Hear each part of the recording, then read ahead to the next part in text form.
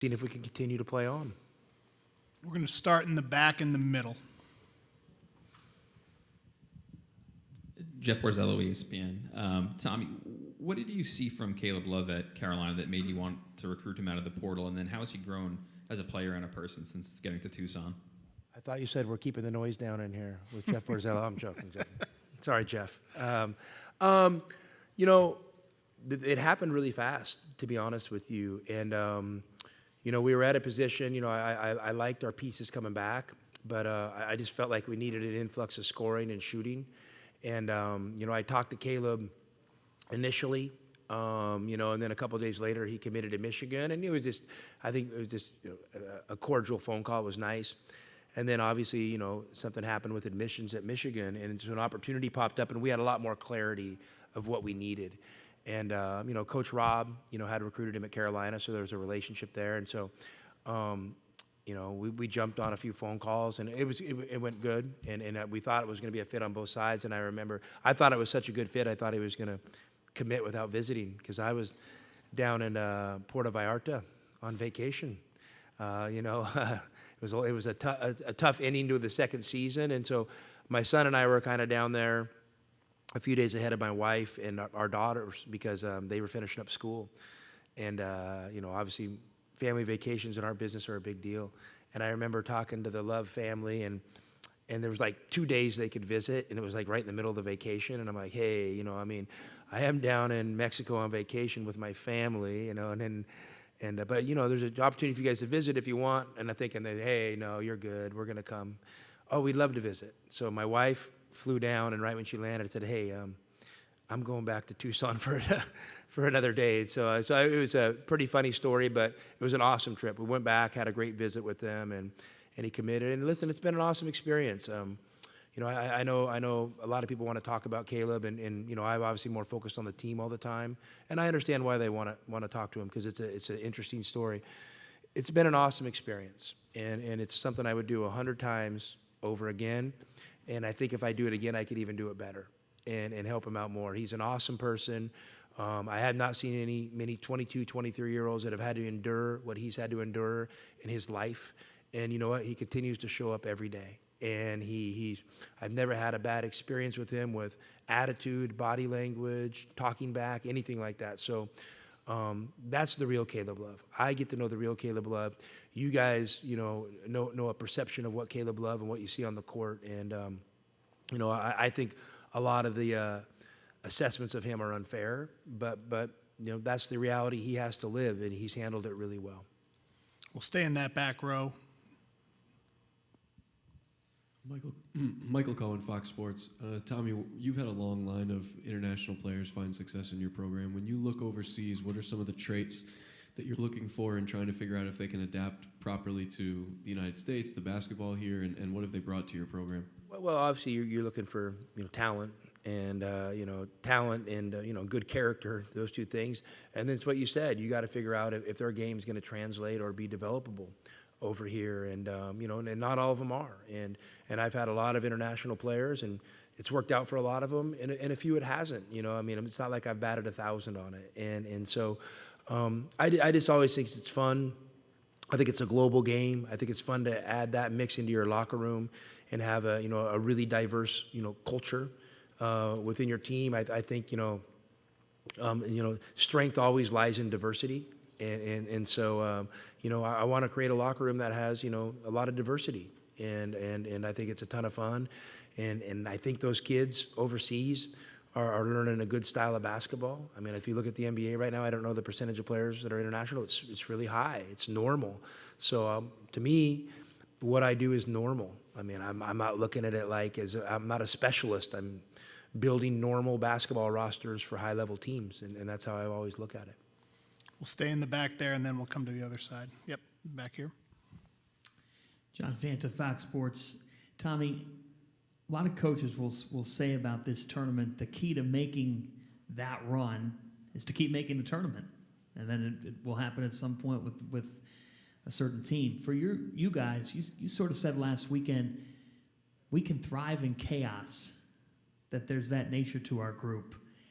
How do you balance your group's explosiveness, all the different things that you're capable of, while also keeping the hand on the steering wheel at the same time? I mean, I think the way we play is comfortable for us because it's how we practice every day. We're not trying to be a perfect team. I'm not trying to be a perfect coach. But we want to accumulate as many good things as possible. And I think the only way you accumulate as many good things as possible is you got to be aggressive.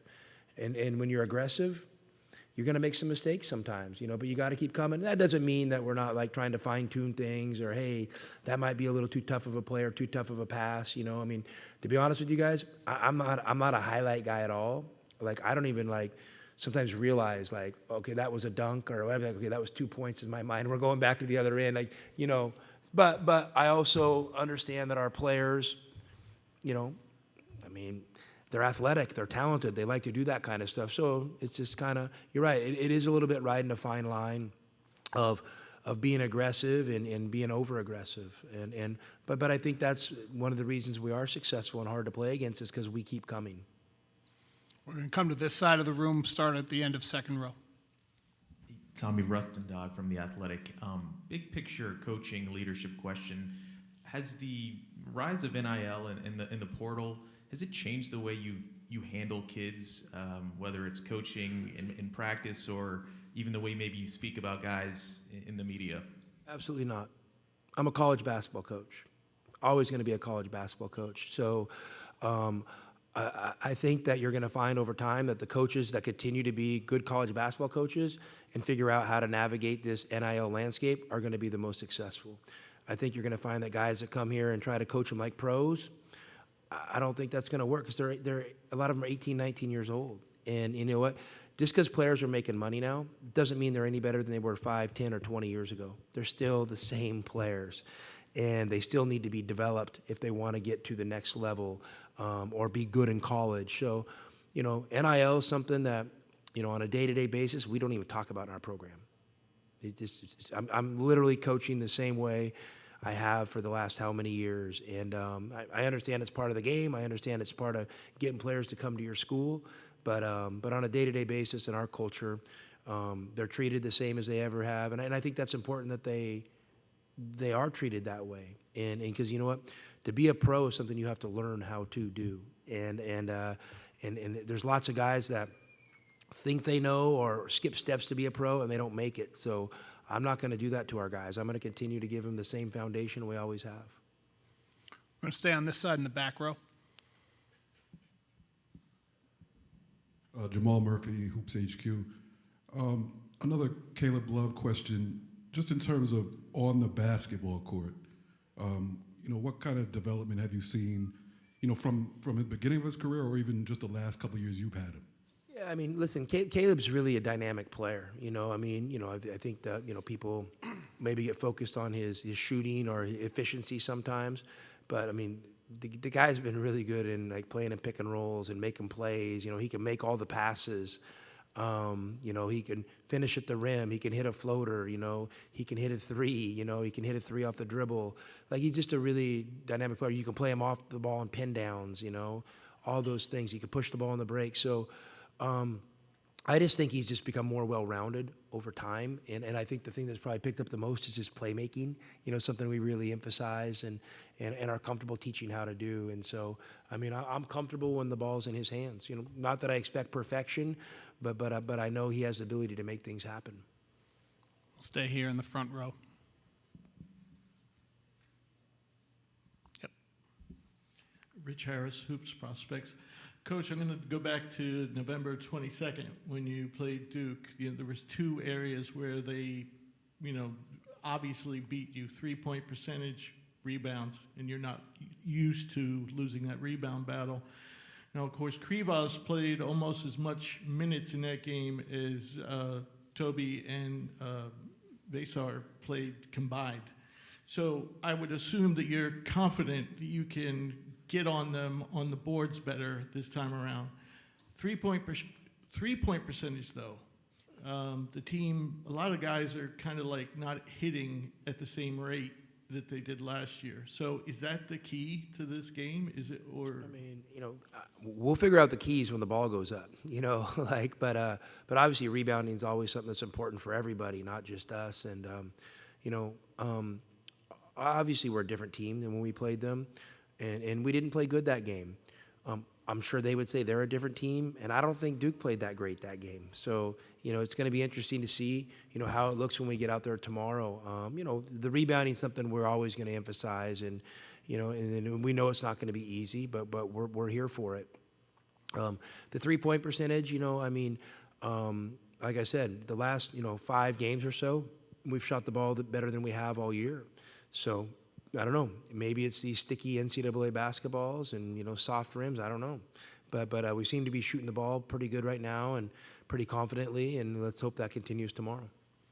Next 2 questions will be here, front row and then second row. Hi, Tommy. Bruce Pasco, the Daily Star in Arizona. I apologize I came in late if you already got asked this, but I was just wondering your thoughts, a lot of buzz about no Cinderellas in the Sweet 16 and that maybe NIL kind of killed the Cinderella or whatever. And you got a couple guys from mid-majors. I was wondering your thoughts on that. Is that a coincidence? Do you think there's maybe something to that trend? I mean, if you're 4 and 5 at one point of the season, does it make you a Cinderella? I don't know. No. Okay. Hey, I don't know. It's hard. The tournament, it feels like it's just kind of a little bit different every year. And, one year, there's 3 or 4 teams from, maybe non-power conferences that break through. And then this year, there doesn't happen really to be any. And, I don't know if there's enough sample size yet to say this is NIL driven or just kind of how it broke this year. I don't know why there would be so much difference from last year to this year. And I don't know how many teams made it from last year. But, obviously, Trey Townsend was on a team that, at Oakland that I think they won their first game and lost their second, right? I think last year. Those stories still happen. But, to win that second game is really hard. And, Nate, our SID told me, we're only, 7 teams have made 3 out of the past 4 Sweet 16s, and we're one of them. So, it's really hard. It's really hard to win that second game and get to a Sweet 16. And once you're here, you got to take a breath, and then you got to come out and you got to be ready for the next fight. So I don't know. I don't have enough higher level view, Bruce, to maybe give you the answer you're looking for on that. I don't have a good soundbite on that one, but who knows? Next year it could be 4 teams that make it through. This year there's none, but it is what it is. We'll go to second row here, and then we'll take last question from the other side. Matt Rybaltowski with Forbes. Congratulations on a great season so far. There's multiple scandals, sports betting scandals in the NBA and college basketball right now. In your region, Arizona State was tarnished by the Headache Smith point-shaving incident in the 90s. In your view, is there enough being done in terms of educational outreach and safeguards for the players to protect them there? There's definitely enough being done, from the institution and the NCAA standpoint, but it's complicated. I think that the one thing with this sports betting is it's in your hands now. It's literally in your hand. And you have these kids on campuses that are living in dorms and their parents are sending them money, and it just gets complicated. And then there's some sick people out there that are taking advantage of those kids and stuff. So it's a little bit heartbreaking, but I don't know. There must be a reason they're allowing more gambling, and obviously the reason is because probably a lot of people are making money on it, besides the gamblers, I would imagine, the government and things like that. It's just complicated because, hey, you know what I want to do? I just want to coach hoops. And I want to hang out with my dudes, and I want my dudes to be normal. I don't want them to be getting crushed for missing a free throw that caused the point spread to go one way or another, But I guess that's the world we live in, and I really don't have much more time to think about it other than this, you asking me that question right now. But it definitely, it's something that does linger, and it's kind of sad. So hopefully it'll somehow, we'll find a safer way for everybody. Do last question in row 2. No, row 2, into row 2. Jason Shear, Wildcat Authority. Was there a point earlier in the season after the struggles or during the struggles, a practice or a game where you feel things kind of clicked and it started to turn, or was it more kind of a process? No, I mean, it's always a process. I mean, development is always a process. It's not an event. I knew we were a good team, and I knew we were going to be good. We just had to get through it. And I never had any doubts that we'd be here right now. And you know, I told myself, I don't even know how many times in my own head, we're getting to the Sweet 16. You know, no matter how we slice it or dice it, we're going to get to the Sweet 16 and figure it out from there. And so we're here. And you know what? We're excited to try to take the next step. So for me, there never was any doubts. It was just a matter about rolling up our sleeves and getting to the work. But I can't think, Jason, of like an event that was like, okay, you know, I mean, I just always believed because I knew we were good. All right, Coach, we appreciate you taking the time. Thank you, guys. We'll have the players up here in a minute or so.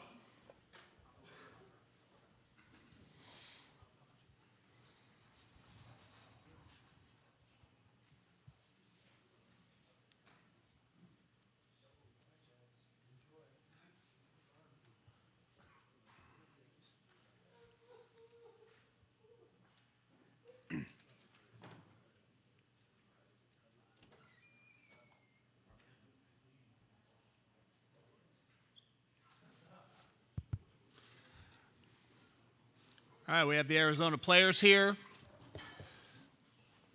A reminder, the Arizona locker room also is open for another 13 minutes or so.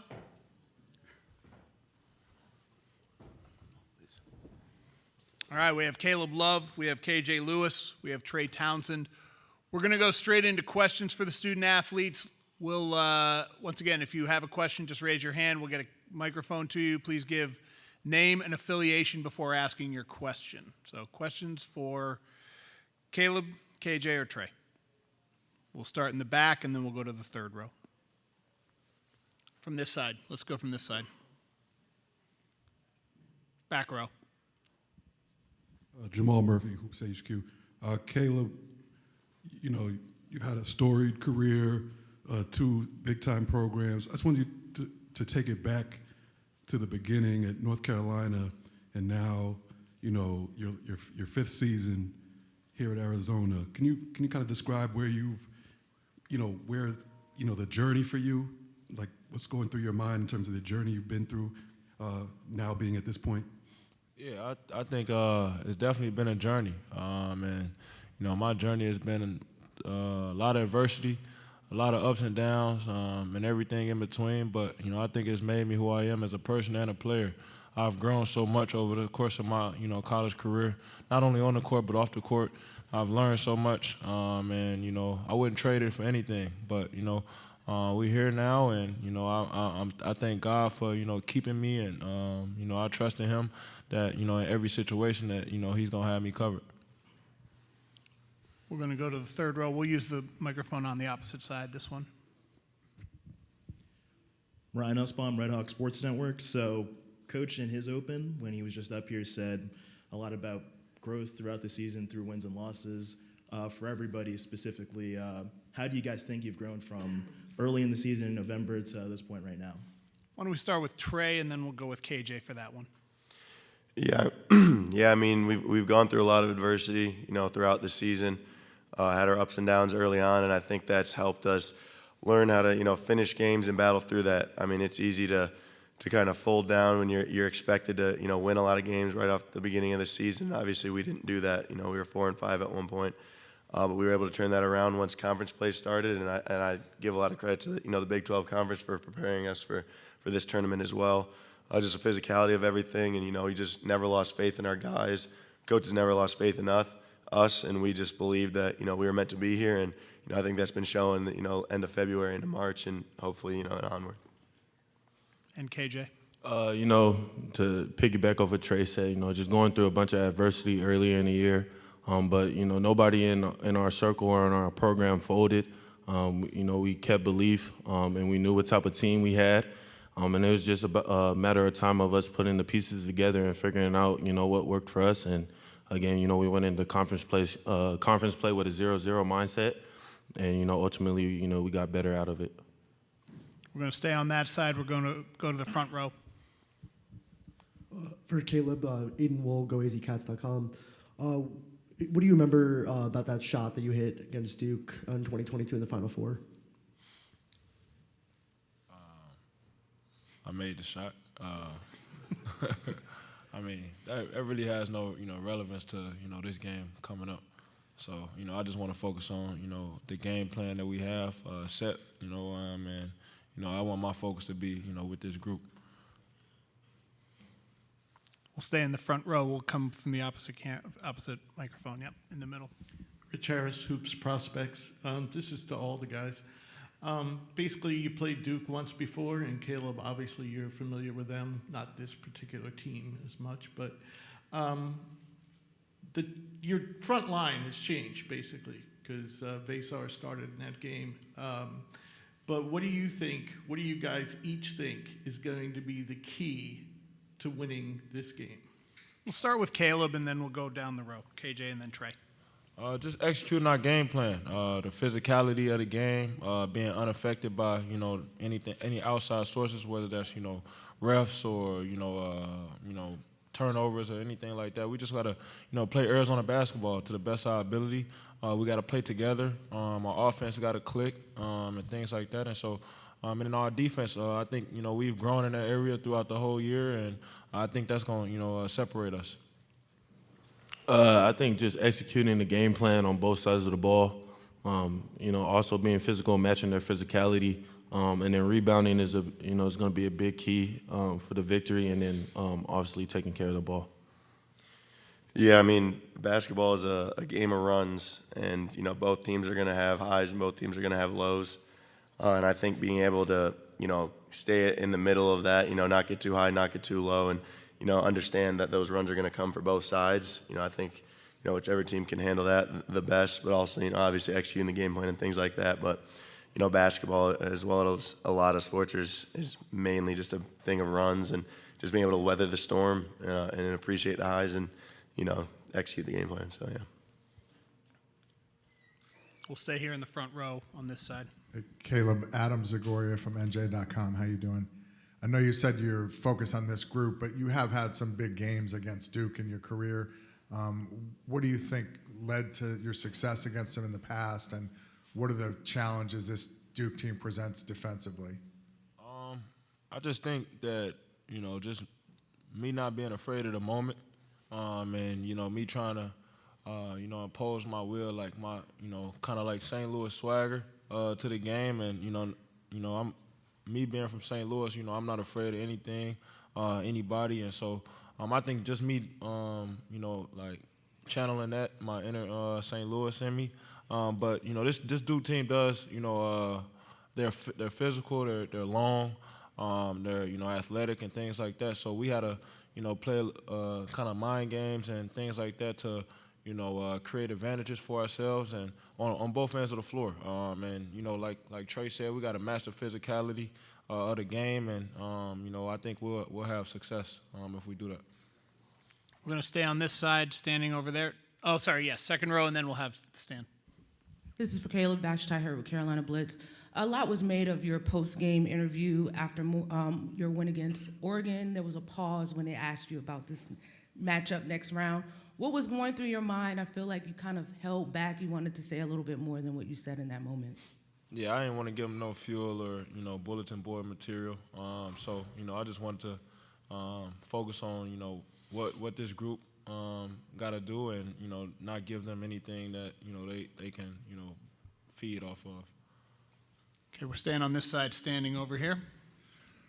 Mike Solarte, Spectre News 1. Caleb, now that you're less than 20, we're about 24 hours away, you look and you see you're playing Duke now for, if my math's correct, the 10th time in your career.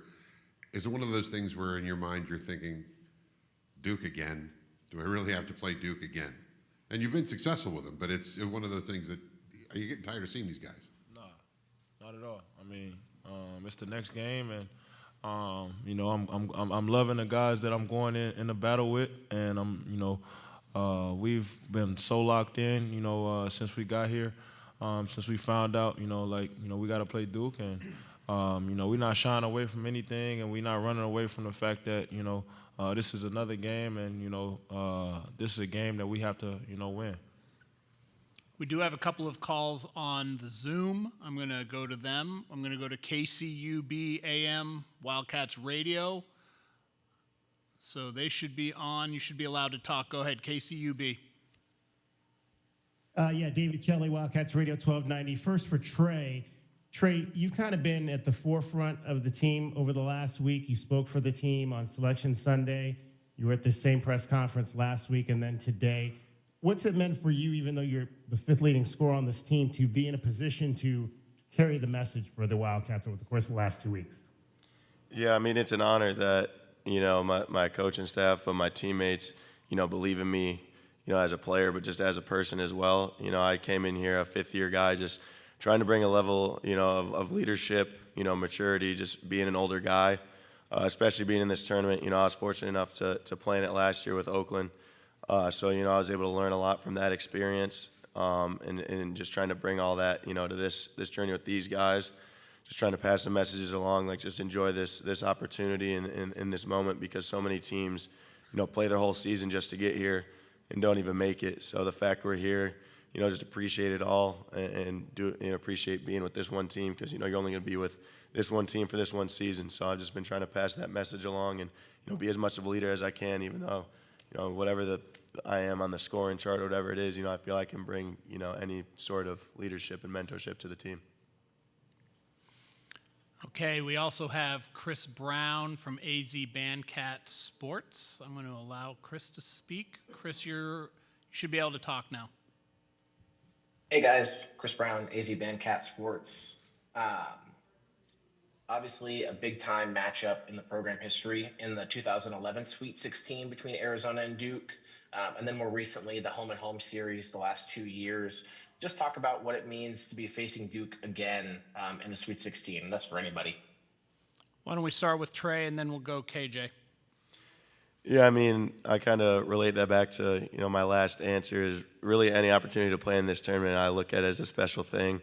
Obviously, two historic programs playing it at this, stage of the tournament is such a special thing, but I just look at it as, every single game, no matter who you're playing, is such a special opportunity. So, I'm fortunate for that. Obviously, the lights are going to be bright in the game, but, as Caleb was saying, it is just the next game. But obviously, we understand it's a special opportunity, and, there's a lot of significance to it. And KJ? I mean, I think Trey hit it right on the head, and Caleb as well. It's just another game for us to get, in the way to get to our goal. But obviously, we're super excited for the opportunity. And, what happened in the past stays in the past. We're just looking forward, to tomorrow and then going out there and playing Arizona basketball. Really quick, if I have a sec. Yeah, go there was ahead. A lot of talk last week about Tommy going back to the Pacific Northwest. Have you guys had a chance to talk to teammates Tobe and Jaden? They're obviously a lot closer to home from the East Coast. Have they shared any excitement about being able to play closer to home with you guys? Yeah, for sure. And we know that's a factor. Them being close to home, we want to take care of our brothers. When we know, they're gonna come out with the ultimate energy, the ultimate excitement, playing in front of probably a lot of their family, and so we want to take care of our brothers by, giving it our all and making sure that they, they win in front of their family. We'll do one final question right here in row 2. Vashti Hurt with Carolina Blitz again. Caleb, you're not familiar with a lot of these guys on the team, but you are familiar with Therese Proctor. Can you talk about that matchup with him and some of the battles you've had in past years? Yeah, obviously he's been hot from 3, and he's a great defender. And so, we just got to, handle that with care as far as, running them off the line and, making them do other things, shifting the ball to other guys that, we want with the ball in their hands and things like that. So, yeah, he's a great player. We've obviously had, matchup after matchup, and, I'm just looking forward to tomorrow. All right, fellas, we appreciate you taking the time. Thank you.